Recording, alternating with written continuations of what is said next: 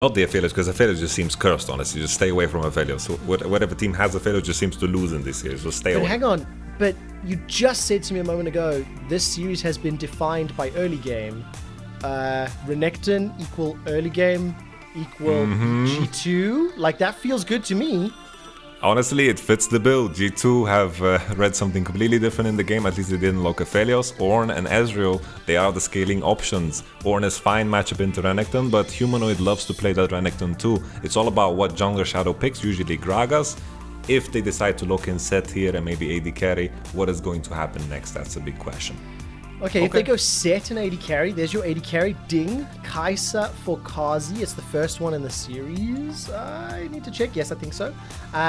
Kazi for me is playing out of his... I mean, actually, I'm going to take a statement back. I think Mad Lions as a whole, they have all had phenomenal performances. And Yamato, you called that one perfectly. The Kai'Sa, the Set is now locked in.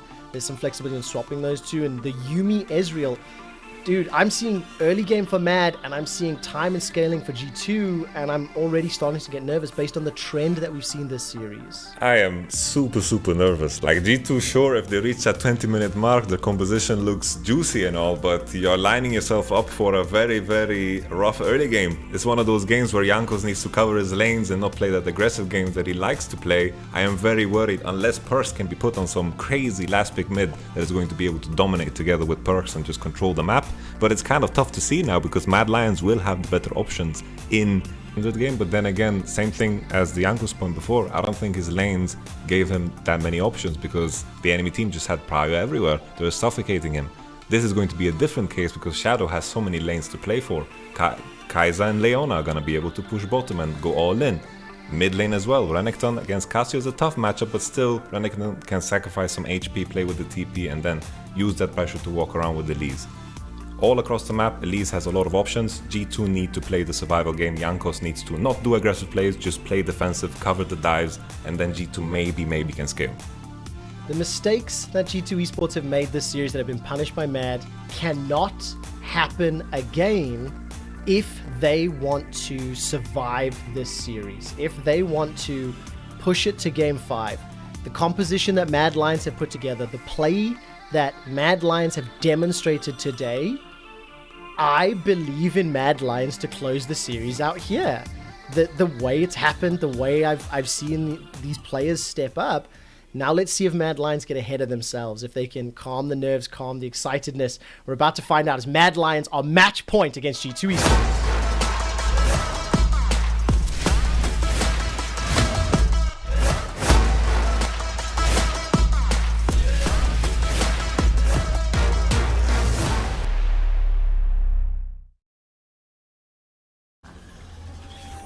Welcome back. We are loaded up into game.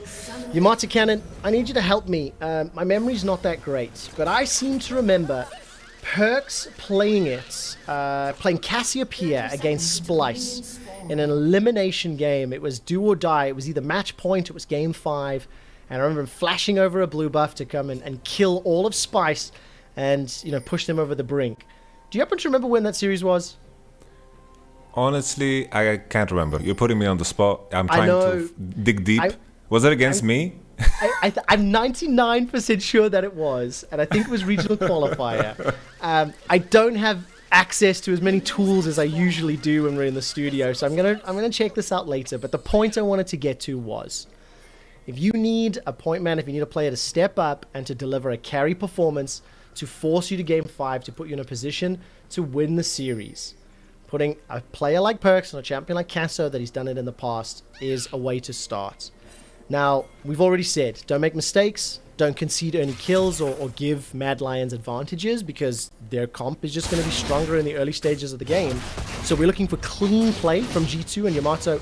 I want you to point out mistakes or trends that we've seen series-wide because fans at home, the analyst desk, us on the caster desk, we've been pointing out the issues that G2 are displaying, and Mad have beautifully been catching them, killing them, and taking advantage.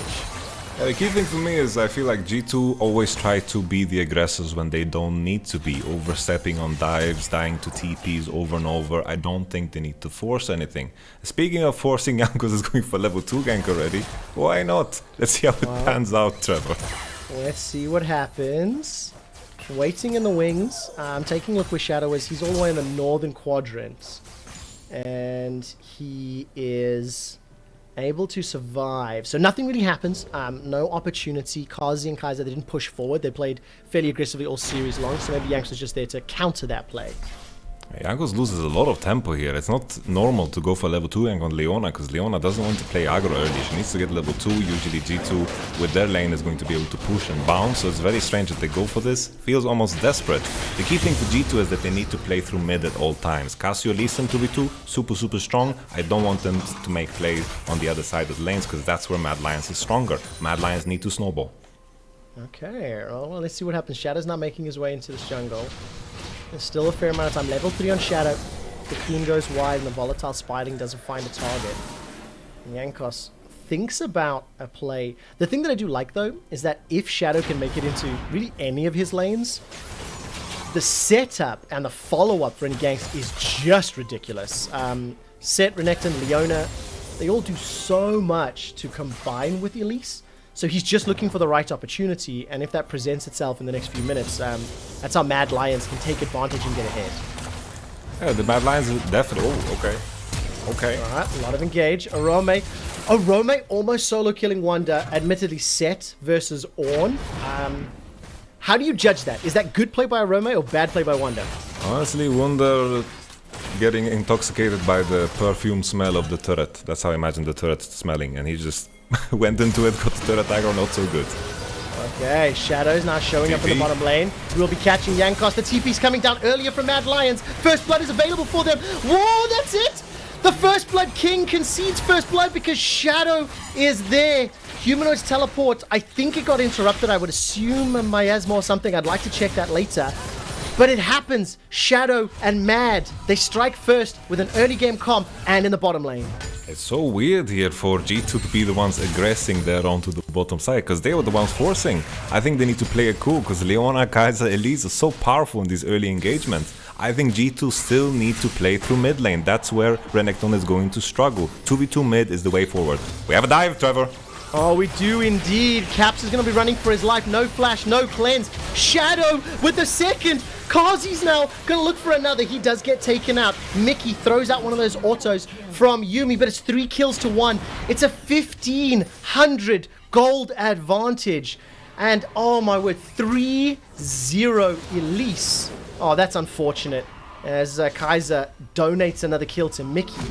But honestly, accelerating an Elise in match point with this comp, Mad Lions, this is fantastic. I just see at G2, they are the ones forcing the case here. They were in such a good lane position. We have the TP situation. That's the cancel that you saw with your third eye somehow, Trevor. Super cool. We had the continuous fight. Just the fact that Lee Sin is forcing, they was in such a good position. They have the lane that wants to poke. Kaiser needed to base, he was low, and then they gave them away back by just forcing. And Leona and Elise just popped off and got the kill. And then we have the dive as well, Trevor. Unbelievable. Mad Lion. Oh, wait, hang on, it's not done yet. I can't jump back in. Oh, my word, Mickey gets the save. All of a sudden, Wonder's in trouble. He goes down. Arome and Shadow, they get one top. Kaiser, Zenith Blade onto Mickey. If he hops out, can maybe do something. But they get another kill top. They now spreading the love. Arome manages to get advantage, and Perks roam from mid. But do you feel it, Yamato? It's happening. Mad Lions with another fantastic play, and Jankos goes down. My goodness, if someone just woke up now and tuned into these series without nameplates, they would think that Mad Lions is G2. They are finding aggression all across the board. Mickey surviving with 1 HP, the dive onto top side, Lee Sin dying, Ornn dying. The crazy thing is, G2 are not playing through their 1 pressure point. Use Casio. Oh my, what the? It's faster than recalling. It's faster than recalling. Caps will do an arcane shift backwards, gets tagged out as Kazi's now stepping forward. Here comes Arome. Arome's going to be able to help out. It may not even be needed. And it's going to be another kill to Kazi. 2,500 gold in the lead. During game 1 of this series, Yamato, I said that pound for pound, Mad Lions maybe don't have superstars. Frostgurin said, well, Trevor, maybe this is the birth of the next generation of superstars. Shadow on this Elise is playing so well. Kaiser and Kazi have been the better 2v2 this entire series. And honestly, they are on the verge of making history. This is a great game position. Right now, they are super, super far ahead. Oh my goodness. Oh, at least we have one positive play. Humanoid should die. We do indeed. Dominus? No! Dominus in the flash! Humanoid's able to escape with his life. Call of the Forge God doesn't find its target. Level advantage for Shadow. The Humanoid also escapes. I mean, it's just all going right for the Mad Lions. I just feel like G2 completely lost sight of what their composition is about. Not patient at all, forcing over and over. Mad Lions have it easy. I mean, look at this. 4-0-1. Runic Echoes completed. Aroma grabs 2 and pulls them together in another beautifully executed dive. I'm sorry you haven't got a chance to speak, Yamato, but this has just been play after play after play that Mad Lions has landed. It keeps continuing. G2 need to stop the bleeding. They need to activate their inner origin. They need to understand that they need to start trading sides and use that 2v2 power in mid. But with how fed Elise is and every member of Mad Lions, all of those opportunities of pressure are beginning to close down. G2 need to wait for a very, very deep late game in order to make something happen. They are in a position in the game where they need to wish and hope for Mad Lions' mistakes, because that is the only way they get to use their composition and what it's good for. I'm at a loss for words. 4,000 gold lead at 9 minutes. And okay. Mad Lions are going to look to continue this tempo. They want to play proactively. They want to move Shadow around, Sork Boots, Runic Echoes for tower dives. How do G2 stem the bleeding? What do they have to do to prevent this being their series end? I think it's all about predicting the next play from Mad Lions. It's easy to know that they're going to go for that Rift Turret. They're going to try to use it in order to maybe break the mid turret, because that's difficult for them. Mad Lions have a hard time sieging. They need to open up that space in mid in order to, of course, then find the flanks onto that Casio and the Ezreal that 1-2 wave clear in mid lane. If they manage to stop this and maybe trade somehow, like the Drake here, then G2 should be very, very happy. Just predict the next Mad Lions play, trade for something, stop the bleeding. Okay, this is going to be a difficult task, especially once the Rift Herald comes down.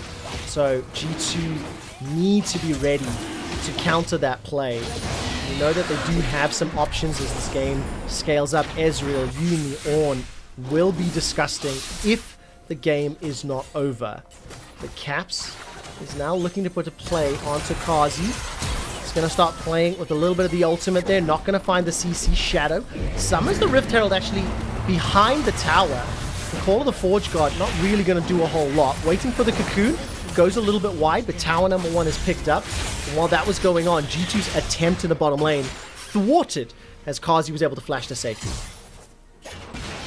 Yeah, it's just Mad Lions are very happy because they're pressing tab and just Ezreal has a tear, right? There's no threat at all. Tears usually is a sign of weakness in some cultures.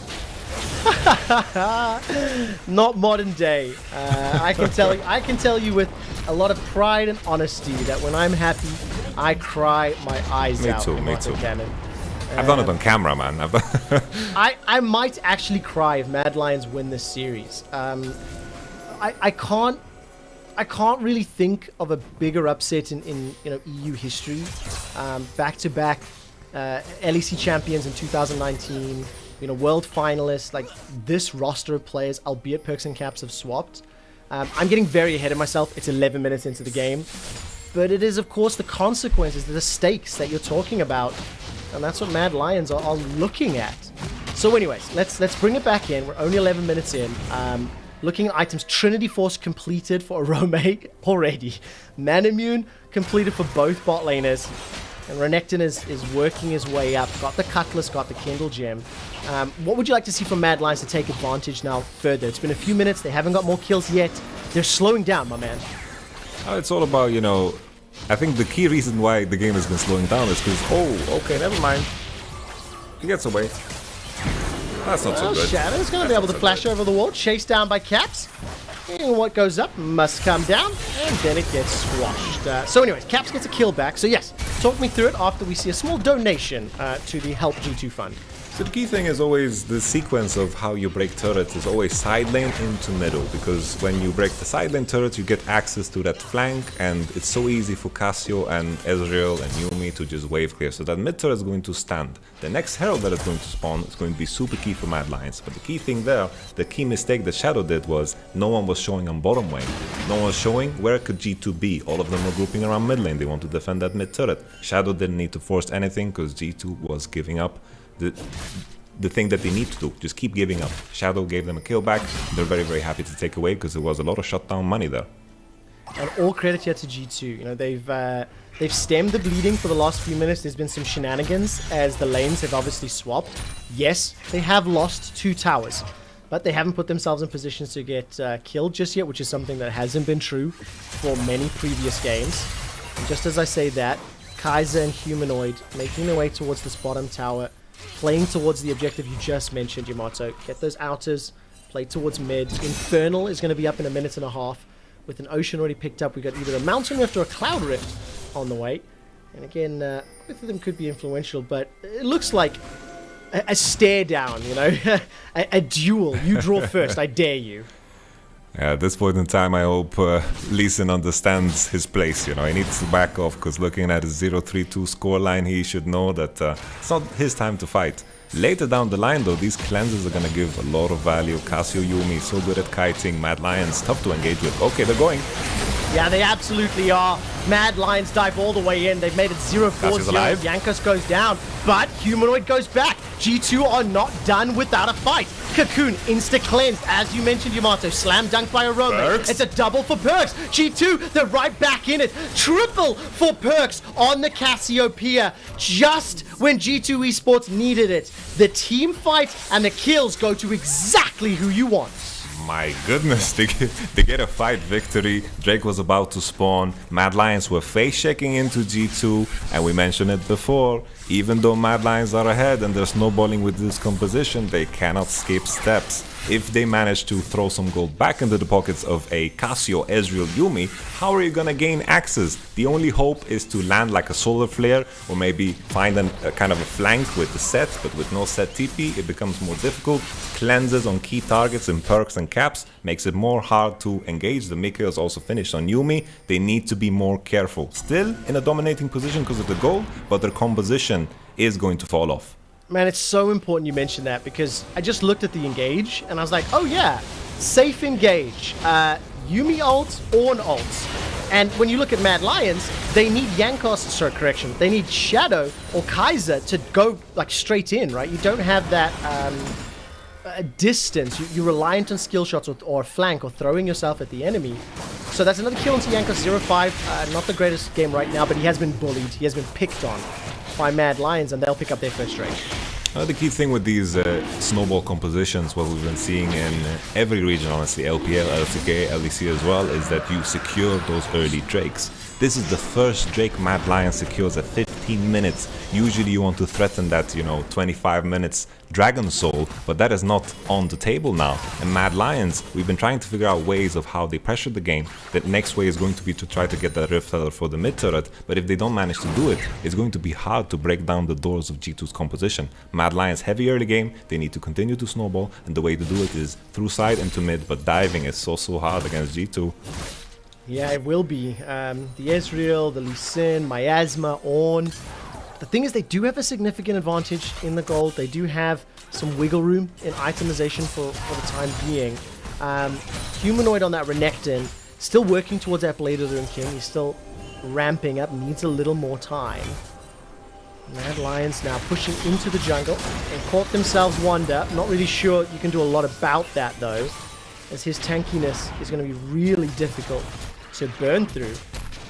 And again, this was about slowing down, it was stemming the bleeding. G2 have not only successfully done that, but now they're taking a tower, taking a lot of damage on the tower, I should say, as well as picked up crucial kills for Purchase Cassiopeia.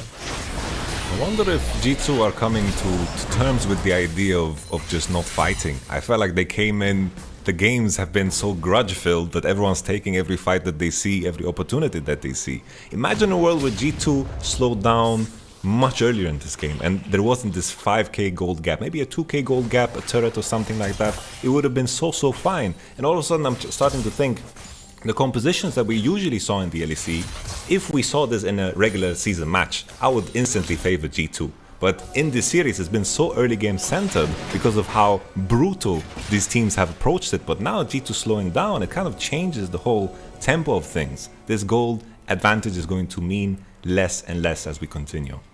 Yeah, I agree with that. And I think, like, I definitely bought into it. You know, I saw the Renekton first pick. I started yelling. I saw the set, the Leona. And I was like, we're on board. Mad Lions pick up those 5 kills. And I was all aboard the Glad Lions hype train. As it stands, though, they're finally going to break that mid turret. Cocoon will not find its target. And now I'm just waiting to see where the rest of the team is. Wonder doesn't look like he wants to engage. He's made his way to the top lane. And all of a sudden, that 5,000 gold lead is feeling less impactful. But you can't deny the fact that Mad Lions are still in a strong position, and G2 have played sloppy this series longer than they've played clean, right? So there's still this air of continually proving that they've tidied up all of their gameplay for the remainder of this game and to force the deciding game 5.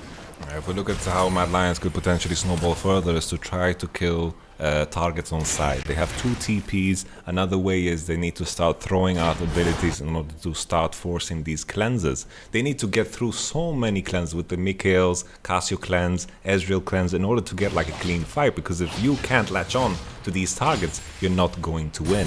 It's also Shadow is not on his Lee Sin, he's on his Elite, so he can't pull off some miracle kicks either. It's going to be very difficult to snowball this. They need to start to find kills on side. They need to make sure that this Cassio is not farming, this Ornn is not farming, because this is looking tricky right now.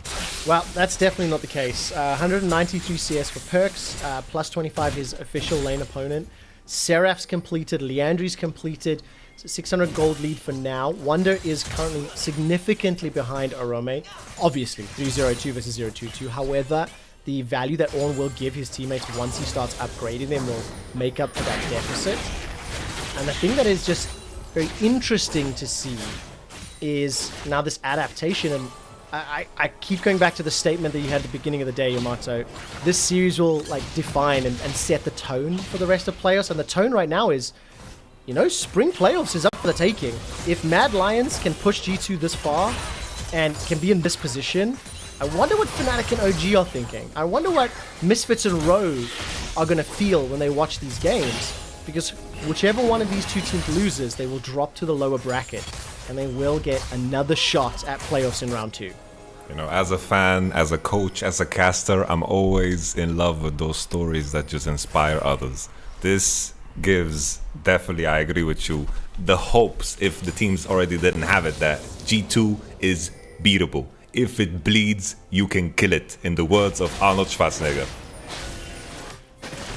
It's definitely the case. And now all of a sudden, Mad Lions, after their exceptional play, after their exceptional 2v2s earlier, they've started the Baron. They're looking to force G2's hands. They get tagged by the True Shot Barrage, but the Baron gets stopped. Mad Lions are low and G2 are very close. Dominus comes up. Zenith Blade catches on to Perks, but he turns around. The Petrifying Gaze, that manages to stun 2. The knock-up from Wonder is fantastic. G2 have turned this game around from what felt like a 10-minute loss to what feels like a 20-minute victory. 4 quick kills in succession. They close a 5,000 gold gap. They pick up the Baron uncontested because they killed all of the Mad Lions. My goodness, Mad Lions just started the Nasher. Just at the time where Ezra got 2 item power spike with the Muramana finish. Why not? Let's make it easy for G2. It's kind of strange how Mad Lions kind of didn't really figure out the puzzle of how they're supposed to pressure the game the moment G2 kind of stopped running into them. G2 started trading sides, they started stepping away from Mad Lions, they tried to bait them in, they got a couple of kills. Same with this Nasher, the way they started it, they have no one to tank it. Renekton has only Mercury, he's dying to the Nash alone here. And then the team fight, very easy for Cassio and Ezreal to kite. Orome tries to flank, but this is an Orome with a Bami Cinder, not like a sniper set. He is a bit more on the tankier side, and when everyone on his team is there, he's not going to come to anything either. And with this Nasher and the gold being relatively even, G2's composition reigns supreme. Now, my goodness, I don't know how Mad Lions are going to come back into this one. Oh man, what a crazy turn of events. I definitely got wrapped up in the craziness of the early game, and I bought into the hype of the rookies, and I was in love. Like Kazi and Kaiser again, I still think in the laning phase have been the stronger 2v2 by a significant margin. But as G2 stopped giving up those kills and clawed it back, they just played two crucial team fights well. Picked up 3 or 4 kills in the mid lane a few moments ago, correction, about 10 minutes ago, and now 3 or 4 kills that led to Baron. They've got themselves 4 towers in a matter of seconds. They've got Baron empowered minions, and they're pushing themselves into Mad Lion space. They're pushing us to a game 5 in our first series of playoffs. So Wonder, before the Forge God comes up, that will kill the minions. And with the help of the tower, Humanoid's in trouble. Now Arome, he gets chunked out low. Wonder is able to survive and get the TP out of Mad Lions. Oh my word, how much more are G2 going to get from this? They get the inhibitor. They're going to get an inhibitor turret. They've got the gold lead all of a sudden. Yamato, this is brutal. This is just, honestly, that was desperation to the max. I can't see a world where Mad Lions actually make a comeback. They need to have some crazy mistakes from Caps. Could happen. Has happened. Why not? But they need maybe 5 of those in order to come back into this game, because their composition is shit. Oh my word. It worked in it was a laning phase comp, right? And you get suckered into what can we do laning, but then the question of what do you do after that, there just wasn't a good answer. Yeah, they needed to find the snowball onto the side lanes. They needed to continue going. Honestly, now with G2's kind of position in this game, they have the scaling. Everyone has played against an Ezreal Yumi when they have 2 items and Ornn that begins to build. Everyone knows the story of these champions. It is going to be straightforward for G2 to finish. But the key thing that I want to highlight, Trevor, is I feel like this is the first time where G2 showed like that mid to late game decision making that was more intelligent. I feel like this entire series has been all about, you know, just fighting. G2 realized that they can slow down and play cool, and that worked perfectly. I wonder how Mad Lions is going to adapt coming into the next games, because G2 in the middle of this game managed to actually adapt. Yeah, I agree with that. And also it's important to call out that all of the good plays that Mad Lions have shown this series, making plays happen, tower diving, looking for kills, all of that has happened. The difference is G2 didn't make as many mistakes. And now Mad Lions look for the engage onto G2. Perks goes very, very low, brings up the shield. Petrifying Gaze comes down, but that was a fantastic call of the Forge God. Humanoid's the first to fall. Arome will be next. Turns it around, and now all of a sudden Mad Lions are running for their lives. G2 Esports in a 5 versus 3 can push into the base with super minions. And they've set themselves up for a game 5 against Mad Lions. They cleaned up their play, but it is important to call out that Mad still generated a significant advantage in the early game. We've traded game for game back and forth as now G2 are pushing in. Last stand for 3 members of Mad Lions. Kazi's got his ultimate available, but this is such a difficult task.